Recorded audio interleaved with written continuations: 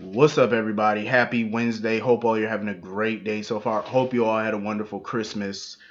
I hope you all got what you wanted this year for Christmas. And anything you didn't want, many happy returns. So, anyway, getting into this video, Y&R. I enjoyed this episode. I really did. I loved this Christmas episode. I felt like it was an amazing episode. Well, it was an extension of yesterday's episode. But Mariah did an amazing job. She basically narrated this whole episode with the Hillary hour. Um it was beautiful. I like the way she did it. She was humorous. It was emotional. It was fun. The whole nine. Everything just rolled into one. Mariah really did a great job with this. You know what I'm saying? Like, she really did. You narrated this entire episode. Amazing. Um I think that was brilliant that they wrote it that way. Genius. Um so anyway, I feel bad for Jack. You know what I mean? I love the scenes with him and Dina and the flashback to a Christmas when he was younger. Cause Dina. Back in the day, Dina was not about that family life at all. Like, Dina, she really did not want to be a wife and mom. She really didn't.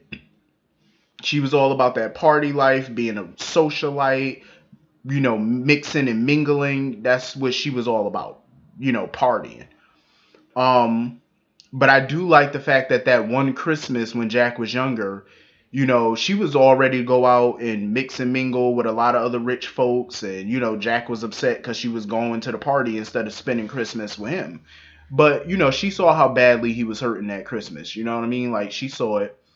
So she, changed her plans and decided to stay home with Jack. I thought that was beautiful. That was a beautiful scene. I'm glad she chose to do that instead of go out and party and stuff like that. But she, back then she wasn't cut out to be a homemaker and a housewife, and it just wasn't her, I guess. Um, it sucked for John and it sucked for the kids, because they suffered. You know what I mean? Like, and it sucked. She was never around. When she was around, she just acted like she didn't want to be there.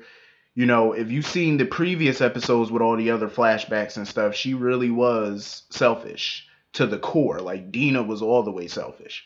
But flash forward to now, to the present, and I love that emotional scene that she had with Jack. Where she basically told him, like, I'm losing my memory. Soon it's gonna be completely gone. And she just wanted him to know right then and there that she loved him then and she loved him now. She'll always love him. That was a beautiful scene. And it sucked in this Christmas where, she basically didn't know who he was, and Jack understood, you know what I mean? Because he knows that, it's hard for him to go through it. It's hard for her to go through it. Um, that was some pretty emotional stuff right there. Like, that was some great acting by Marla Adams, Peter Bergman. That was some beautiful acting. Hopefully they put some of these in the reel for the daytime Emmys next year. Hopefully. 'Cause I think they have a lot of great material to put in there for next year's event. Um, so anyway, I love the scene with Anna, Devon, and Nate. That scene was so well done. I wish Neil could have been a part of that. And I love the fact that they were sitting around trying to find holiday movies, because that's me on Christmas. You know what I'm saying? Me, as I got older, I didn't really care for gifts anymore. You know what I mean? That's not why I love Christmas anymore. I love it, back when I was a kid, of course. Christmas couldn't get here fast enough. But now that, you get older and stuff like that, I love the feel of Christmas. You know what I'm saying? Like, even though it didn't snow this year for me, I didn't have snow last year for Christmas either. I didn't. The snow literally doesn't come until January at least. But it's all good. The trust me, but the freezing cold is here though when it comes to Christmas, just not the snow. Um, but I love the feel of Christmas. I love watching little cheesy Christmas movies, and my tradition every Christmas Eve. I have a tradition. I don't know if all of you know this, but on TBS, every year they have a marathon of A Christmas Story. That movie is such a classic with Ralphie, the character of Ralphie and stuff, and his little brother, and the parents, and this, he had a lamp that was the shape of a leg, a woman's leg with a high heel. I love that movie. I have been watching that marathon since I was a child. That's a tradition for me now. It's been a tradition since I was a really little kid. I love A Christmas Story. So that's one of my Christmas traditions on Christmas Eve. And I just love Christmas time. Not even for the gifts, just to watch, cheesy, Christmas movies. And I love Home Alone 2 and 1, my favorites. So yeah, I love them just sitting there on the couch, looking for movies to watch. Devon is, still going through it about Hillary, because this is his first Christmas without Hillary. So he's adjusting, and he's just happy to be surrounded by some family. Even though all of his family couldn't be there, he's happy to be there with some of them at least. Um, then they were talking about how they had the recipe. Anna had the recipe for a 7-layer chocolate bars. That sounds so good when she mentioned that. That sounds really good. Um, Nate was all for it. And then they were talking about making macaroni and cheese. God knows I love my baked macaroni and cheese. Baked macaroni and cheese is the highlight of my day. Like, it's the highlight of my holiday. I love baked macaroni and cheese.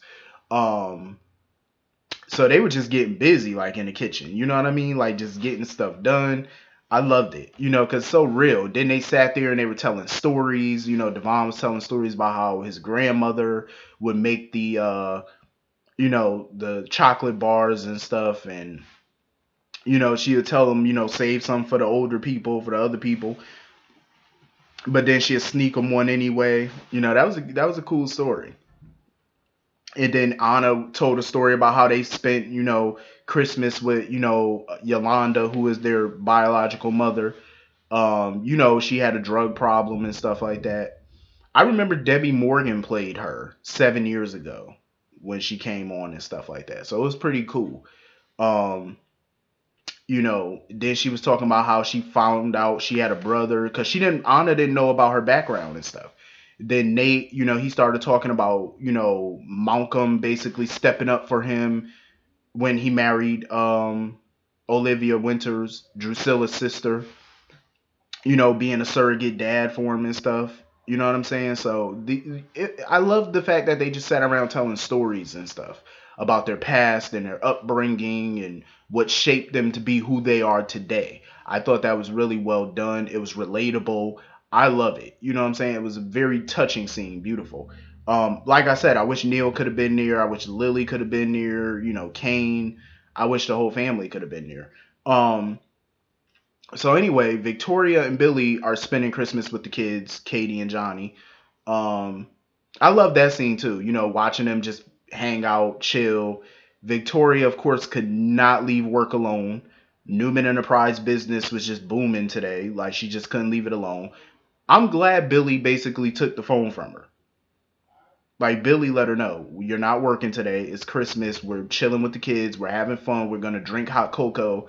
We're going to run around the neighborhood, see all the decorations. That's like one of my favorite things on Christmas too, is to see everybody's decorations. It's pretty dope. Um, like, my neighbors down the street, they really are festive. You know what I'm saying? Like, they deck their house out down the street. Very beautiful. I know their light bill is high as hell, but beautiful nonetheless. Um, so yeah, I'm glad Billy took the phone from her. You know what I'm saying? Like, it's Christmas, you're with your kids, work can wait till tomorrow. You know what I'm saying? It, I understand that it's big business and it's a big business deal. I get that, but it can wait 24 hours. You know what I'm saying? Like, Victoria, just chill. It can wait. I like her and Billy together. I really do. I love Victoria and Billy together. If they were to get back together, I wouldn't have a problem with it. I really enjoyed them today. Like, that chemistry is there. Um, you could tell Victoria is definitely looking like she might be feeling Billy again. Um, I think the feelings that she has for Billy has always been there. I don't think they've ever went away. You know, what's so funny to me though is, how is nobody noticing that Victor Newman is back? Like, cause remember Victoria said he's off the grill. he's off the grid. He hasn't made contact with the family yet. His first priority was to go see Nikki, of course, and he was by her bedside. But I'm like, damn, Victor just snuck into the hospital without anybody knowing, and he's been there, and nobody still doesn't know. I'm like, wow, Victor is a smooth operator. But it's good to have the great Victor Newman back. I missed him. Um, I love that scene today with him and Nikki, where he was just, telling her how, he grew up in a cold world basically, and she, he taught her all these things about, rich lifestyle and how to talk to people and, how to set a dinner table correctly, with proper foremost dinner setting. Um, just taught her the finer things in life. You know what I'm saying? But she taught him something very important though, that money really can't buy you. She taught him love. You know what I'm saying? That was a beautiful thing that he said. And that was something real. Because money cannot buy you that. You have that's something that you learn. You know what I'm saying? Like you learn to love. You can't buy that. That's just one thing. That's one of them things. I don't care if you're a trillionaire, billionaire. That's something you can't buy. You can't buy love. That's one thing you cannot buy. It can't. That's priceless. Um, I love the flashback scenes between him and Nikki when he got her the fur coat and stuff like that. That was some beautiful scenes, man. Victor really loves him some Nikki. Nikki definitely humanizes Victor. As tough as Victor is, when Nikki comes around, he melts. That's just how Victor is. Victor had to go see his lady. Um, I don't blame Victor. I hope Nikki wakes up soon because we need to put this JT mess behind us quickly. But overall, I give this episode a 10 out of 10. I thoroughly enjoyed it. I felt like it was beautifully done. Hit the comment section. Let me know what y'all thought about it. I will see you later. Enjoy the rest of your day. Peace.